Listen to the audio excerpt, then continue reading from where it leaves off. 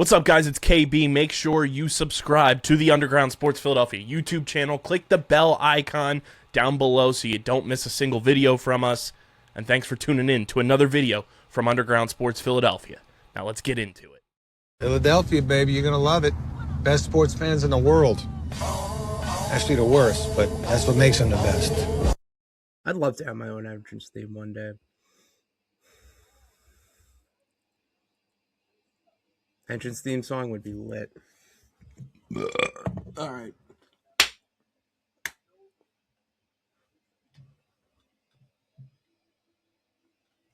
Yo, what's poppin'? All my peeps, it is I, your host of the most Renaissance man who always thinks you can, and your champion of the peeps, Patty Pitts. Yo, what's poppin'? All my peeps, it is I, your host, the most Renaissance man who always thinks he can, and your champion of the peeps, Patty Pitts. Welcome you back to my house for another edition of the house show presented to you by Underground Industries.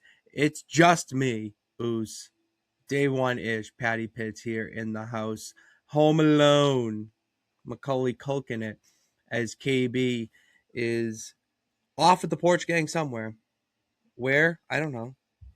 I don't know where they are. But he's not here this week. So I thought I have to get something out to the peeps. And the biggest party of the summer is this weekend, SummerSlam, Saturday and Sunday at 6 p.m. Eastern Time. And I'm not excited for it. You know, I'll shoot you straight. I'm really not as excited for it like I was in years past, especially with the amount of different promotions that I'm watching and, you know, different companies between AEW, the indies, even the indies in VFW halls I'm going to. And, you know, with so much of that being as exciting as it is and new, WWE is just not doing it for me, and especially after last week's Raw. That's your go-home show before SummerSlam. It was really, really bad showing. I didn't like it. You know, I mean, the obvious being the Danhausen Joe Hendry collab with their new hit single, I Believe You Are Cursed, and then Ryan Garcia, of all people, to break that up with the Judgment Day. It was just weird, man. I didn't like it at all. I really felt like I was on another planet, and I don't need to feel like that. You know what I mean? So yeah, that really grinded my gears. But then you go over to Tuesday night, and Grayson Waller has that pipe bomb of a promo to kick off the show, and Cruz Montana, formerly known as Mike Santana, is now in NXT. So that's good. And AEW is firing all cylinders with the Will Ospreay, Kenny Omega story heading into All In. And if you did not watch Redemption, spoiler alert, Will Ospreay left the Death Riders and is now on his own as he goes up against Kenny Omega. I did really enjoy Will Ospreay and the Death Riders. However, I'm still loving the story that they're telling right now and his journey to becoming AEW World Champion at All In at Wembley Stadium in front of his home country. Yeah, that's what I want to see, and that they're telling that story really well, which makes for thinking about my fandoms a little bit.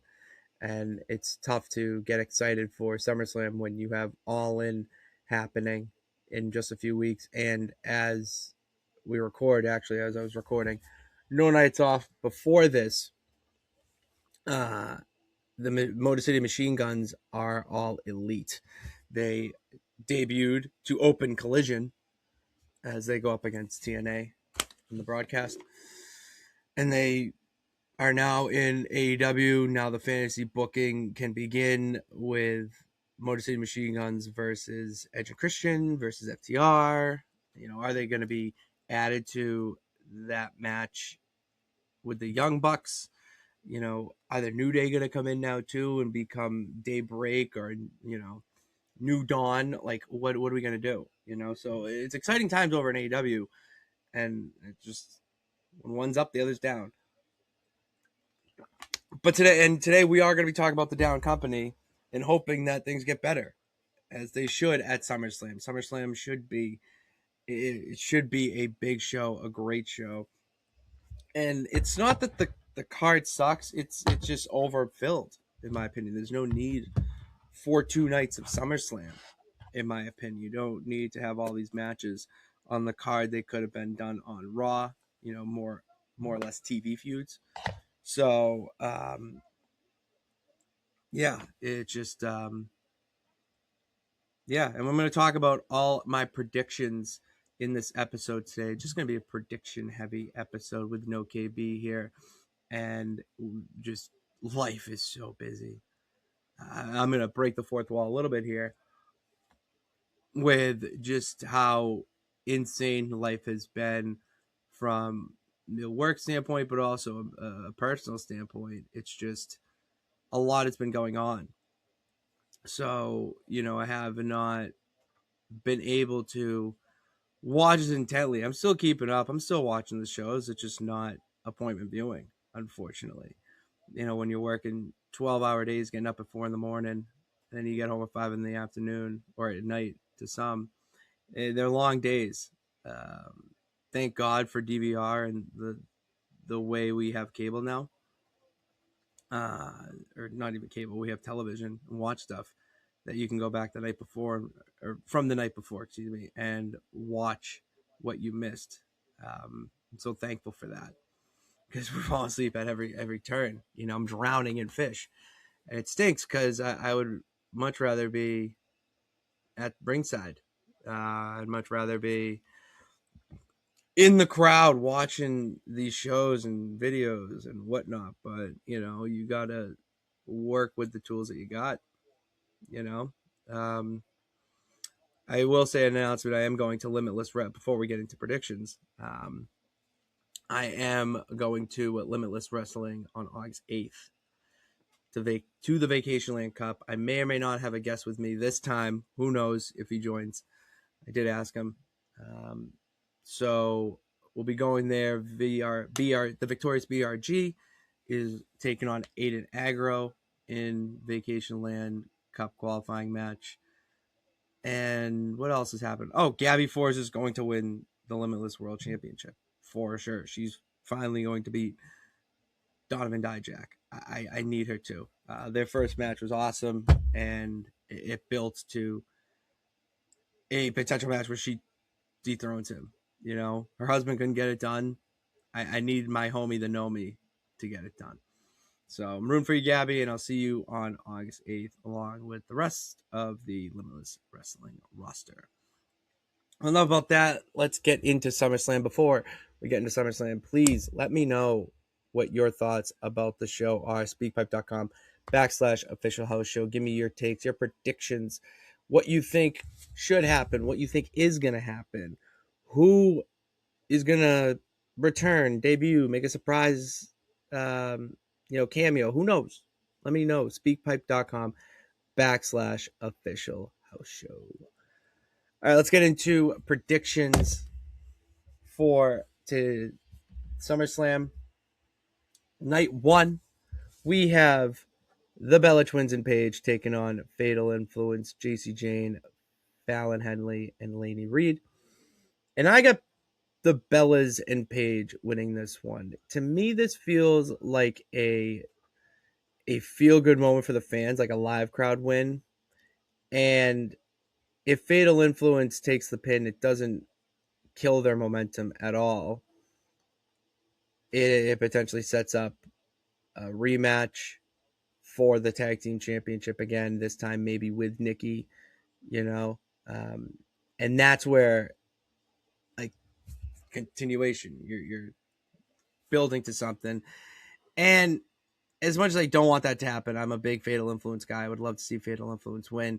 It's just, when you think of SummerSlam, you want the bigger names to win. You want to think of the people that are going to win to send the fans home happy. And this feels like a win for the live fans. So I'm going with this star power winning in this one. And I don't want to see them eventually win. Okay. I don't want to see them eventually win tomorrow for or no, I win the tag team titles. I don't want to see them win the tag team titles, the Bella Twins. I Fatal Influence needs to continue their reign. They do need to have a match with them to eventually set up the turn on Page. That feels inevitable. And if we're not turning them, then don't even do it. Have them be a trio and call themselves the OG Divas or something like that to reference Total Divas. I think go there. We need to build up the women's tag division as much as possible. There's very minimal team. There's not a lot of teams. I think even at this point, Nia Jax and Lash Legend are going their separate ways, being in singles competition for these qualifying matches, or in these qualifying matches. So you need to build up that division again. Next up, we got LA Knight, Royce Keys and Solo Sikoa taking on the Bloodline 2026, Jacob Fatu, Jimmy and Jay Uso. I have the Bloodline winning in this one with Jacob Fatu gaining the pin.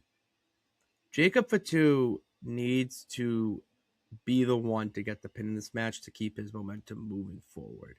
He is the unhinged animal, the Samoan werewolf, the unhinged one in the Bloodline. That's why Roman has him on a leash, but that leash is infinitely long, it feels like. He lets him do what he wants. He trusts it. It feels that he trusts him a lot more than the Usos. He gets shit done. He doesn't let his mouth do the work. He lets his actions do the work as well. And a pin, it could be, he could pin Solo, he could pin LA Knight. He needs to be the one to get the pin in this. Or if it's not a pin, they win with he wins with the Tongan death grip to really put that move over. I want to see that type of thing happen because that you need to keep him as this beast nobody can control. He does what he wants.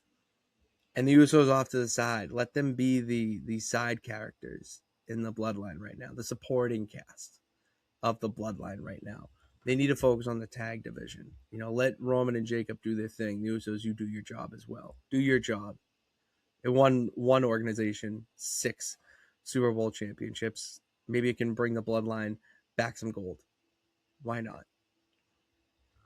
Yeah. And on the other side of things, how does it pan out with those three? Well, Solo's over like Rover as a babyface. Everyone is loving Solo Sikoa right now.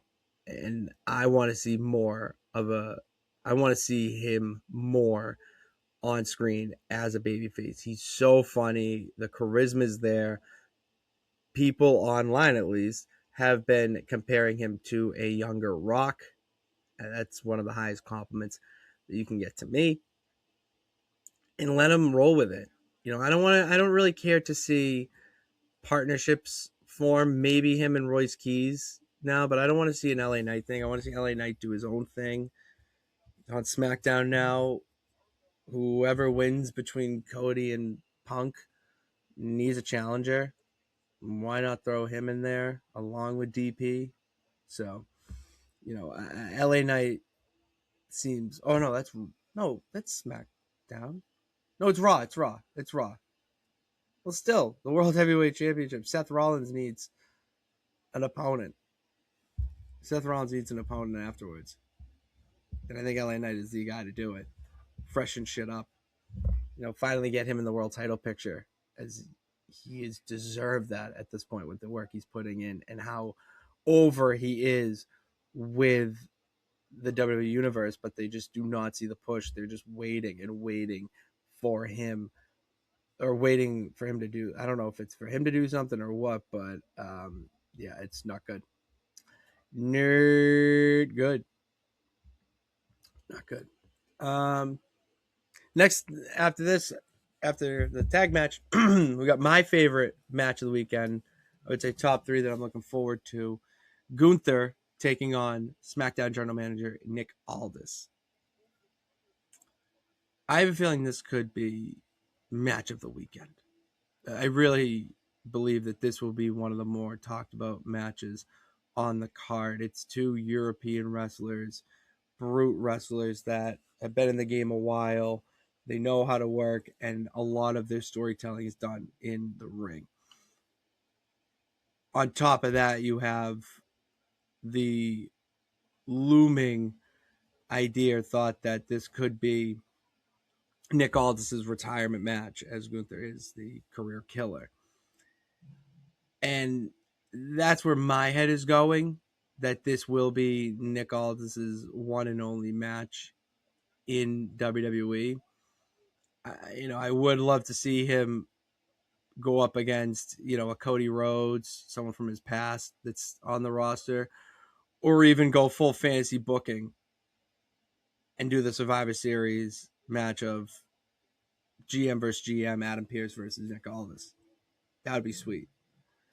However, I like to think that we live in a fantasy world, but we do not. This is reality, and the reality is that Gunther will most likely be retiring Nick Aldis at SummerSlam.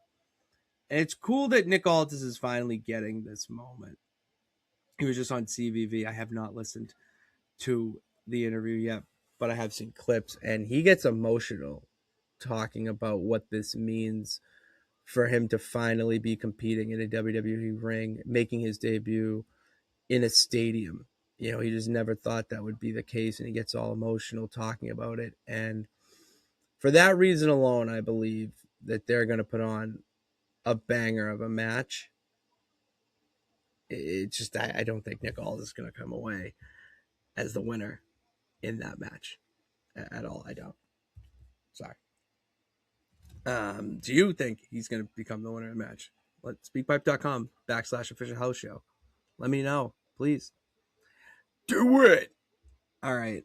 Next up, we have Liv Morgan taking on Queen of the Ring Io Sky for the Women's World Championship. I have Liv Morgan in this. For a while, I wanted and thought that Io would win. However, the stat was brought up to me. That during her 100 plus, or at least 100-day reign as Women's World Champion, Liv Morgan has not defended the title once. And that's bad. It's one of those things where you kind of forget about it because she has not been on TV fighting. She's been more Judgment Day heavy and backstage stuff. It's crazy. She should not lose on Saturday, because it's night one. She should not lose on Saturday after not defending the title since WrestleMania, and then your first title defense is a loss to Io Sky. It's not a good look. That's going to piss off a lot of fans. A lot of fans are saying, too, Stephanie Vaquer is slated to return, going to come back soon, and then she'll feud immediately with Liv Morgan, which, fine, cool, okay. I'm not going to complain and get butthurt over a Liv Morgan Stephanie Vaquer feud. Let's add Io to the mix. Why not? We've already seen Liv and Stephanie. We did that build up for WrestleMania, and it was fine. It got better as the weeks went on. Let's switch things up, and do a little bit of a three-way feud. Maybe Io could lose in some BS faction because of the Judgment Day, so she felt like she didn't get a fair shot. You have Stephanie Vaquer, who is returning to action, and the rules state that a champion gets a rematch after they lose the championship. Stephanie Vecchio is here to cash in her rematch clause. Put those two together, you got the beginnings of a feud, and then build upon that. There's there's at least the start of finding what your why is. So it's different things like that I would like to see happen in WWE with booking and different people feuding and who's in what storyline, because it just right now the Judgment Day stuff is pretty boring if it's not involving Liv Morgan. It's just Dom and Buddy and his buddy bobblehead JD feuding with Danhausen of all people, which I'll get to that when it gets to night 2. I'll get to my thoughts on that match. After that, we have Obafemi taking on Brock Lesnar inside of a Hell in a Cell.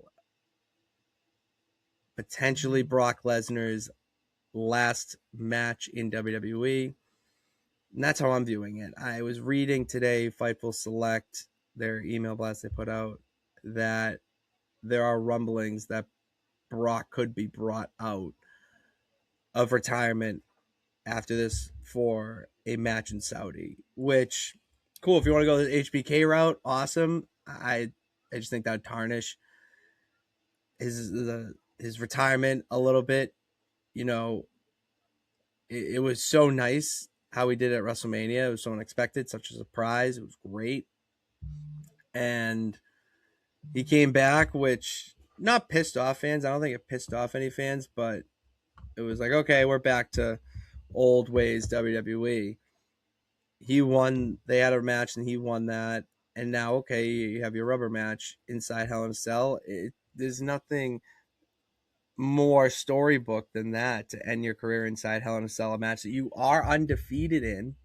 It was mentioned multiple times by Paul Heyman. And it'd be a great way to end your career by the ruler, the next in line, your replacement for the most part, defeating you inside Hell in a Cell. And this match needs to be a war. I want to see weapons come from under the ring. I want to see the cell break not in half, can't fit, but break, one of the walls breaks through because Brock or Oba spears each other through it. I'll be realistic. If I really want to go with what I really want, I do want to see them climb on top of the cell, maybe a fall from grace or an F5 off, on top of the cell. And if this was WWE 2K, then yeah, you throw them, do the Mankind spot off the cell. But realistically, I want to see them go through the cell wall and then utilize the announce tables. Or you utilize, have this just go all over, because you can't contain these beasts. Not even a Hell in a Cell can contain these wild animals from going at it. So I want to see that type of match. I don't want to see a squash match and have this be over in 10 minutes. Give this time. I don't care if it's a 35-minute match and 10 minutes of it is them building to spots and taking a break, walking around. I want to be invested in this match. The other two, we knew what they were. Overdone, quick, explosive, and get out of there. Now let's build a story here. Let's really take it to each other and have this be one of the more memorable matches of the night and hopefully of all time. And I know that should be the main event. On any other show, it would be the main event. However, night 1 of SummerSlam, the main event is going to be CM Punk defending his WWE Undisputed Championship against Cody Rhodes.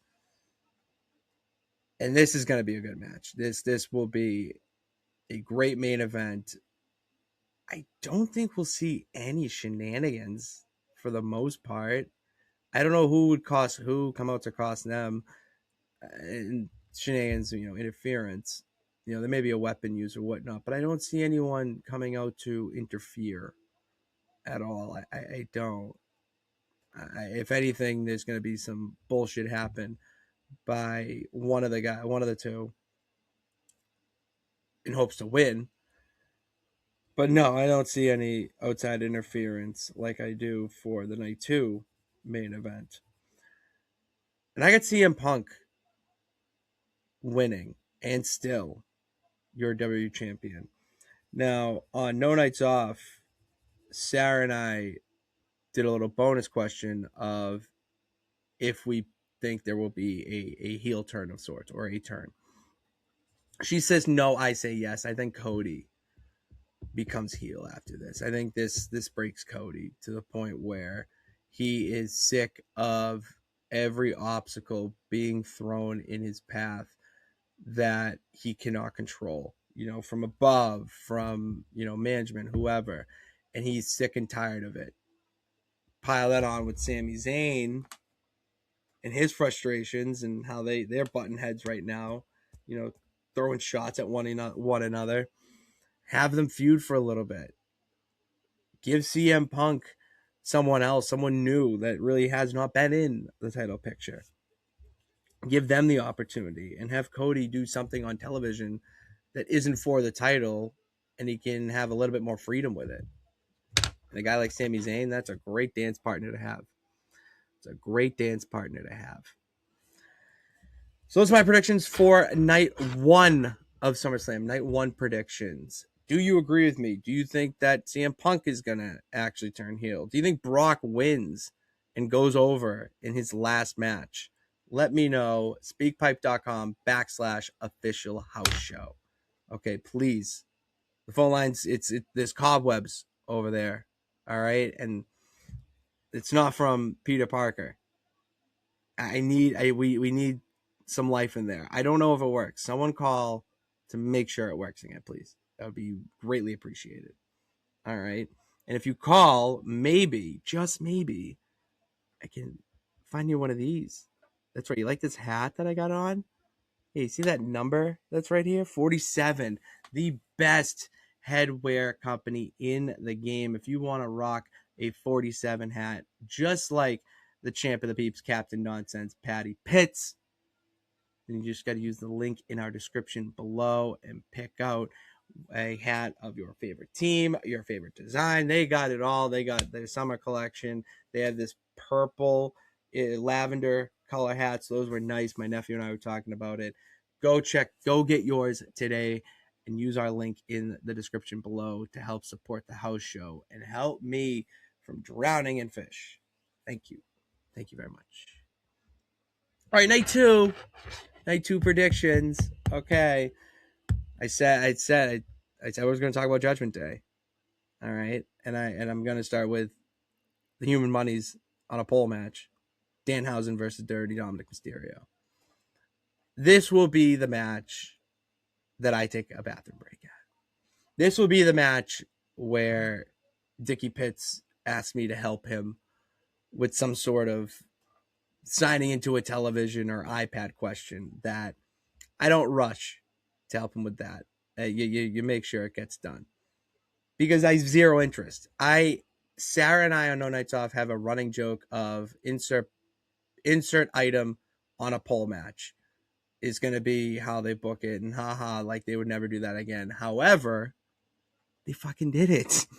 They did it. It's like the Human Money's on a pole. I really thought we were out of this era of wrestling. I from a fan perspective, just a fan who enjoys the utter nonsense of it all. Fine, cool. It's great, But as someone who is a fan of wrestling and has not been the most critical on WWE for a long time, now I have a reason to. It's not good. I'm not impressed with it. I'm over the Danhausen Judgment Day feud. That Joe Hendry Danhausen collab was the worst segment I've ever seen of wrestling television. And I watched Bailey, This Is Your Life. Okay, like it was so cringe. You had the Mini-Hausens come out, and it's just the Ryan Garcia. I laughed at that because it was like, of course you're gonna have a celebrity appearance be the one to ruin this. Not, you can't have Logan Paul, but you can have Austin Theory. You can have the Vision come out. You can have Braun Breaker come out and spear him. Like, what are we doing? What are we doing, dude? Especially with all the bad press that Ryan Garcia has been getting. It's not a good look for WWE to be having him make that appearance. And because that segment, a lot of people in WWE creative are under a microscope heading into this week, according to Fightful. They found out through Russell votes. All right, I at least I got my sources. That's what they were saying, and I don't blame them. I really don't blame them after last week. Last show. I don't. It was so bad, and that was your go home show for the biggest party of the summer. Like, it really irks me. It like really, really irks me because I did not enjoy it, and I go over on Wednesday night and watch AEW Dynamite, and immediately from the first second of it being live, I'm hooked because they're following up with the main event from Redemption and how that builds into the all-in main event between Will Ospreay and Kenny Omega. You know, you have that to get me excited, and this is just not at all. It's just not. And another match transitioning back into WWE that I'm just not excited for. Baron Corbin versus Trick Williams. Oh, I didn't even say who's going to win the Human Money's match. It's Danhausen. All right? Like, Danhausen's going to win. All right? Do you think Dirty Dominic Mysterio is going to win that gimmick match? No. No, it's set up for Danhausen to win. Okay? We're going to see Justin Jefferson come out of the cloning machine. We're going to see Minihausen's flock towards Bobblehead JD when he tries to help Dom. It's shenanigans will go down in that match. All right. Back to the next match. U.S. Championship is on the line. Baron Corbin versus Trick Williams. Baron Corbin came back 3 weeks ago and got in the middle of Mello and Trick and found himself in a United States title match. I have a feeling he's going to win. I don't know why. I just one of those things where my mind and my gut are saying the same thing. So I'm going to ride with it. Baron Corbin coming back, you need to be doing something. You can't just bring him back and then have him sit in catering. I know that's very much been done before. 3 weeks after you're having this in a U.S. title match, have him win the thing at least. Trick's had it for quite some time, and he's done good things with it, but let's see him try to chase that again.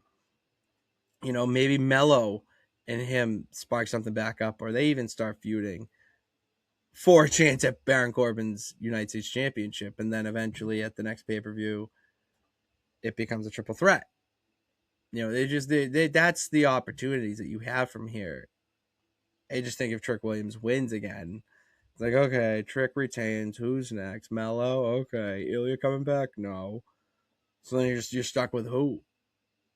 So, next up, we have for Finn Balor versus Sami Zayn. Winner of that match becomes the number one contender for the WWE Undisputed Championship. Finn Balor needs to win this match. Finn Balor needs the push of a lifetime to round out 2026. For too long, he has been the supporting actor. He has been the supporting friend, just support for everybody around him. And now it's time for him to break out and go back to the Finn Balor we knew from NXT. You know, the Finn Balor that was here for 3 weeks before winning the Universal Championship at SummerSlam and having to relinquish it after the night after on Monday Night Raw. I want to see that Finn Balor again. And he can make magic with CM Punk. That's why I'm thinking CM Punk wins, and then you have Finn Balor and him. Maybe they have a match or two, a little bit of a feud, but more of just they're going to fight for the title. And Sami Zayn is so pissed that he can't win the title back Cody Rhodes is so pissed that he is being screwed out of his title. The two just feud. Okay, the two just bad blood. They get personal. We need more of those feuds, and having CM Punk and Finn Balor deal with the main event picture frees up Cody and Sammy to do stuff that's not revolving the title. They can be in the middle of the show. They can, they can do things to keep themselves relevant and not have to have the title.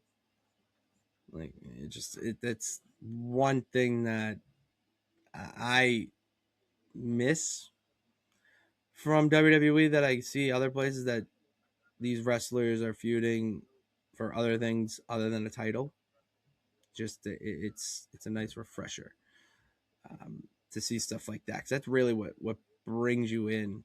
The obvious shiny object of a championship is going to bring you into the match, but something with more substance will keep you invested in that. And 3 months later, you don't care that they're fighting for a title or just because they don't like each other. You're invested. We get that opportunity if Finn Balor defeats Sami Zayn, and Sami Zayn has a whole crash out. I would love a crash out, Sami Zayn. That would be sweet. Next up, Chad Gable versus Penta for the Intercontinental Championship. Chad Gable, this story has been going on for a year, and I need to see Chad Gable finish his story. We saw Cody Rhodes finish his story, but I want to see Chad Gable finish his story. This man lost to Penta in Penta's debut on Monday Night Raw. He was so mad that he went to go to Mexico to work with the greatest luchadors of all time so that he could defeat the best luchadors in WWE. Somewhere along the way, he morphed into El Grande Americano. We know the whole story there. I've talked about it here. I've talked about it on Nights Off. And then he unmasked Chad Gable. He's gone through his journey, and now he's coming back to capture what he has been wanting this whole time, and that is the Intercontinental Championship. And who would he be taking it from? The same man that defeated him in his debut. That's storytelling, okay? And if Chad Gable doesn't win, I'm going to burn you to get to the ground. Next up, we have the interim women's championship ladder match. Rhea Ripley being out with injury for a TBD amount of time. We have an interim. We have to announce an interim champion, and that will be done through a ladder match. It's either going to be Lash Legend or Julia taking on Charlotte Flair, Tiffany Stratton, Chelsea Green, and Jade Cargill. And I have two thoughts with this. I wrote down Charlotte Flair as my winner prediction, because I think that's what's going to happen. They're going to have her win. Jade will be pissed, and then it will set up Jade and Charlotte at the next PLE. Maybe even Survivor Series, if you want to build it that long, I want to see Chelsea Green win. I believe Chelsea Green deserves to be women's champion. The woman can do whatever you ask of her. One of the most selfless wrestlers when it comes to the business. She knows the game, and she knows ball, that she just needs to be on screen. When you have that type of worker, they need to be rewarded. With Rhea being out, this would be a perfect opportunity to reward her with this interim championship. She calls it the regular. She is the women's champion. There's no interim. She doesn't know what that word means. And she becomes women's champion and parades around with it. She has feuds with different people. She has nobody. She has Tiffany, though, to help her. And maybe Tiffany gets so pissed that she keeps helping her. She wants a championship opportunity. And then that builds to them having a little bit of a feud. And right there, you already have a feud built in. Like Charlotte and Jade, you already have that tension building. You know, they're going to fight at some point.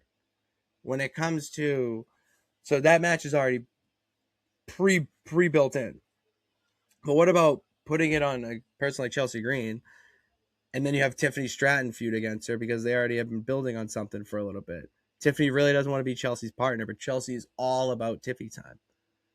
Well, how do you get Tiffany Stratton to be all about Chelsea Green? Well, give Chelsea what Tiffany wants. That's the beauty of it. I don't know what to tell you. And then finally, to wrap things up, we have Seth Rollins versus Roman Reigns in the main event of night 2 for the WWE World Heavyweight Championship. And I get Seth Rollins. And we need to see some change. Roman losing is not the worst thing in the world. I'm pretty sure that he defended against Jacobs. That's one title defense at least, but still, you can still have Roman do stuff and be part of the show, be bloodline, yada yada, without him having the title.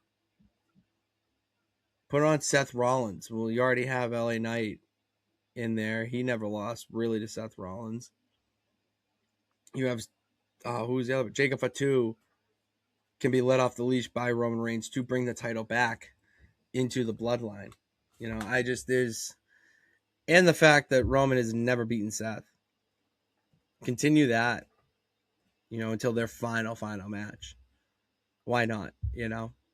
So, yeah, I got those. Those are my predictions. Let me know what you think below. Speakpipe.com/official house show. Okay, official house show. I need your predictions. I need your takes. Call during the show. I don't care. Call afterwards and let me know what you thought. I don't care if you go on a rant about how awful you thought the show was. As long as you're calling. That's all that matters. You call, I listen. I get calls daily. Okay, daily. About shit I don't care about. All right? It's people asking me about things that they want, but I don't want to talk about. You have an opportunity to call me and talk about what I want to talk about.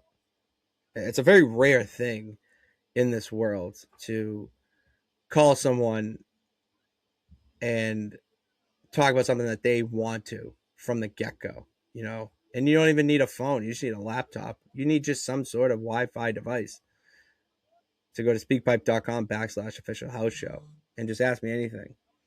And say you're listening this week. You're like, listen, Pitts, I'm not a WWE. I love AEW. You know, great. Ask me about AEW. That's awesome. You know, what do you think of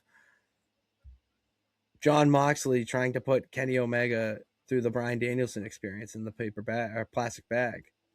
You know, do you Motor City Machine Guns debut tonight? Do you think they should be added to the Edge and Christian or Cope and Christian Young Bucks match? Should they fight a FTR instead? All right, you know, an AEW person, fine. TNA. What do you think of Mr. Elegance? Because I can't stand him. Do you like him? Do you think that Nick Nemeth has been a good champion? Who do you want to see Mustafa Ali defend his international championship against? These are all questions you can ask if you just go to speakpipe.com/official house show. And that's just what's going on right now. You haven't even asked me a trivia question, which I'm still on my path to becoming Stash Club Quiz champion. I held that title once at Bound for Glory, and I will attain glory by becoming champion. I will. It's going to happen. Jimmy and his peeps, we had a great show when we talked a few weeks ago. We had a great show. And I went through the gauntlet. You heard it here. And then KB and I did it the last time he was here hanging with the Porch Gang. Just let me know. Speakpipe.com/official house show. Ask me any trivia question. I will get it right. All right. We still get some time because I like to hit my hour mark. So you know what we're going to do? Okay. You know what we're going to do? Is I am going to give you my own booking from WWE 2K. Okay, WWE 2K, my universe mode. I call it the Nonsense Wrestling Federation, where you have people like Cody Rhodes, CM Punk, Roman Reigns. You also have The Rock. You have Hulk Hogan. You have Triple H, Undertaker. You also have Doctor Doom, Spider-Man, Batman, Grimace, the Super Mario Brothers, SpongeBob. It's everyone in there because it's my brain on the screen. And we are putting on our first original PLE called Overtake, NWF Overtake. We're kicking it off in Boston, where it all began, at Fenway Park. And the card so far, I still have to leave the house and go book it. I have to go to HQ, the NSN HQ, or NWF HQ. NSN owns the network. NSN owns the wrestling promotion. Yeah, so I have to go there and book the rest of the show. But for now, let me know your thoughts. Speakpipe.com/official house show. Let me know your thoughts about this card. Dudley Boys versus Hank and Tank. Okay, this match was made because I don't have NXT in my universe mode. I rebranded it, and it is TNA. So we have some TNA superstars, and we have NXT. Well, Hank and Tank were the NXT Tag Team Champions before the merge, or before the rebranding. Or the bio, whatever you want to call it. And they believe that they should not relinquish the titles. They did not lose. They beat every team in NXT. Well, that's kind of a problem because the TNA Tag Team Champions are the Dudley Boys. And they're the real Tag Team Champions. Hank and Tank don't like this. And they want to put the old-timers in their place. So we're going to settle it. Overtake, Fenway, title for title. And that's going to be a pretty great match. Next up, Toni Storm versus Chelsea Green for the NWF Shenanigans Women's Championship. All right, Chelsea Green won a qualifying match on my show, Shenanigans, and she'll face her. Next up, we have my created character of Horny Tickles taking on Hulk Hogan in a no-holds-barred match. Why is this match done? Who is Horny Tickles? Doesn't matter. Horny Tickles is one of my greatest creations, up there next to Zlatan Kuzin and Kendall Jackson. He is a high flyer at 400 pounds. He's the size of Danny DeVito, but he has the speed of Usain Bolt, and he flies around the ring like a luchador, but also has the strength of Mark Henry.